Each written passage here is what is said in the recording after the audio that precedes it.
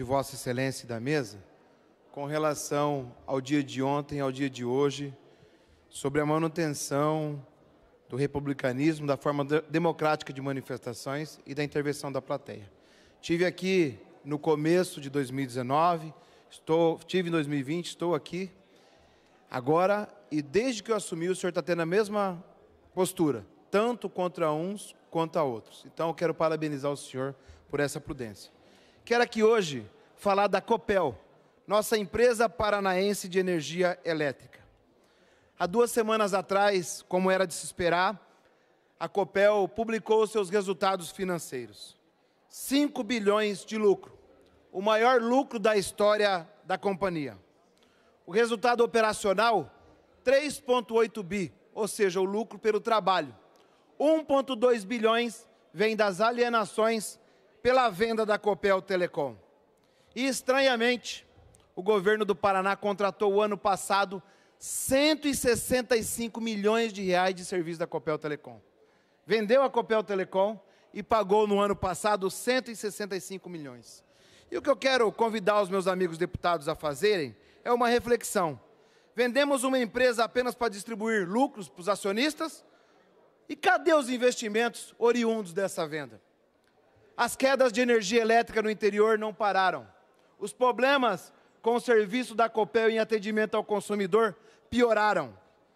O que é esse alvoroço para se ter lucro da Copel? Só para vossas excelências terem ideia, o que a Copel teve de lucro o ano passado equivale a toda a arrecadação do estado do Paraná em 2 meses. 2 meses de arrecadação nossa equivale ao lucro da Copel. E a pergunta que eu faço, como está sendo usado esse recurso? Só o que foi repatriado da Copel de dividendos equivale a 930 milhões de reais. Se o governador resolvesse dar aumento para os servidores na sua database, na sua recomposição, só daí equivale a 6% de aumento aos servidores. Mas a pergunta é o que está acontecendo com a Copel no governo Ratinho Júnior. E aqui, muitas vezes, quando a gente fala que empresa pública está sendo dirigido para interesses do grande capital, muitos podem imaginar que é uma fala ideológica, pois eu presido o PT. Mas olha, quando olhamos para os acionistas da Copel, que votam na Assembleia Geral, fica evidente que são basicamente fundos estrangeiros. E olha, gente, vocês ficarão assustados com o que eu vou relatar aqui. BlackRock, maior fundo de investimento privado do mundo.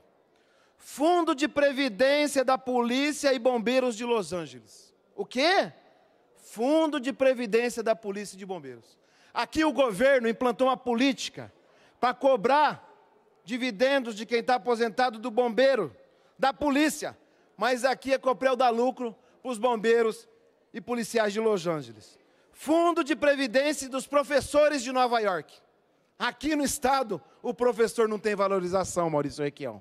Mas a Copel está sendo usada, a energia aumentada, o lucro distribuído muito mais do que outras vezes na história da Copel, para dar lucro para a previdência dos professores de Nova York.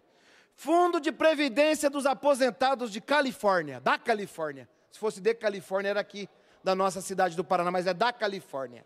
Ou seja, estão ganhando dividendos da Copel, do dinheiro dos paranaenses para bancar a previdência lá.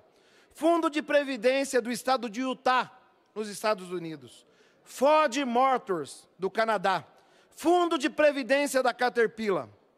Fundo de Previdência da IBM. Fundo Global de Investidores da Aliança, dona do estádio do Palmeiras. O que eu quero colocar aqui para vocês?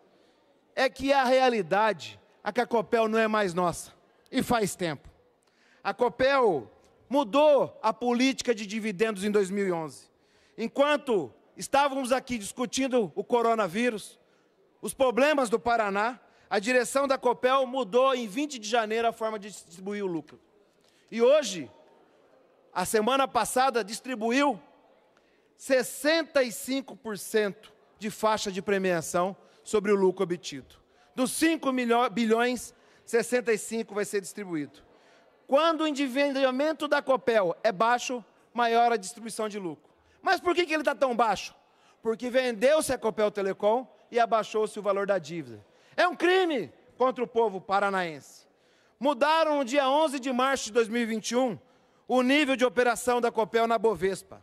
Passou para o nível 2 de governança. Sabe o que significa? Existem as ações ordinárias e existem as ações preferenciais. A ordinária tem direito a voto, a preferencial não. O Estado do Paraná tem 69% das ações ordinárias e 31% das totais. Ao mudar com esse nível, todas as votações sobre casos críticos e preferenciais que passa a empresa, os votos se equiparam. Por exemplo, se for aprovar uma fusão, a incorporação de empresas, os acionistas preferenciais votam junto com as ordinárias. E o Paraná tem minoria. A Copel não é mais nossa. A Copel é de um fundo estrangeiro que está tirando dinheiro do suor do povo paranaense. O governo tomou uma decisão política de abrir mão da Copel. Forma embasada pela política de operação da Bolsa de Valores. Mas abandonou. Se tornou um sócio minoritário e não consegue mais dominar a dinâmica econômica e a ganância voraz da direção da Copel. E pasmem, meus amigos e amigas, a diretoria da Copel está ganhando muita grana. Em 2021 para 2022, aumentou de 2,3 milhões para 2,8 milhões a remuneração de 9 conselheiros. Esses conselheiros, gente, passaram a ganhar quase 30% a mais. O bônus de produtividade para 7 diretores, 7 pessoas, saltou de 2,7 milhões para 3,60 milhões. Os benefícios, os salários que cada um acumula, esses 7 diretores, passou de 4,9 milhões para 5,5 bilhões para 7 diretoras. No ano, um diretor da Copel ganha mais de 1 milhão por ano. E a propaganda da Copel? Essa tá bonita, essa tá linda. Em 2021, gastou 30,6 milhões em propaganda e publicidade. 11 milhões, Maurício, só com televisão. E 11 com rádio. Adivinha quem foi o maior beneficiário da propaganda da Copel? Adivinha a empresa de comunicação privada do Paraná, que tem uma relação próxima do Palácio, que foi beneficiada. No ano de 2022, o gasto da Copel será de 41,2 milhões. 11,2 milhões a mais do que o ano passado. E o custo da energia, gente, subiu bastante. 22% nos 3 últimos anos. Nós estamos fazendo aqui uma conta que foi o contrário do que diz a tradição, cristã inclusive, de se cuidar dos mais pobres com os dinheiros dos mais ricos. Aqui no Paraná, se cuida dos mais ricos com os dinheiros dos mais pobres, principalmente se tratando da Copel e da Sanepar. Eu estou triste em ver tudo isso.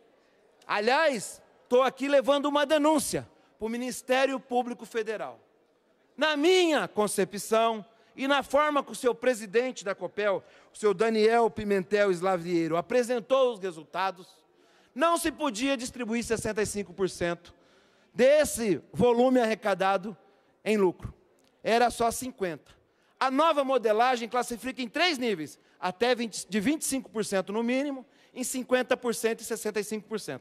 Não estou dizendo que eu sou favorável a essa porcaria. Estou dizendo que o que foi feito nesses 65% está em desconforme do valor colocado no resultado da Copel.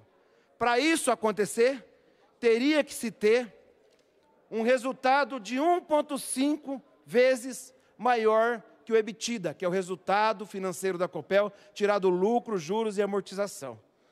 Na conta da Copel deu 1,55. Por isso se repassou 65. Na nossa conta, esse valor está 0,5%. Sabe o que representa isso de repasse errado? 750 milhões de reais. Deputado Arilson, por favor, para concluir. Ao invés de distribuir 3,2 bilhões, teria que ser distribuído 2,5. Vamos acionar o Tribunal de Contas, o Ministério Público. E quero colocar uma coisa aqui para vocês, bem séria. A pior espécie de corrupção é aquela que vem legalizada através de um banho de legalidade.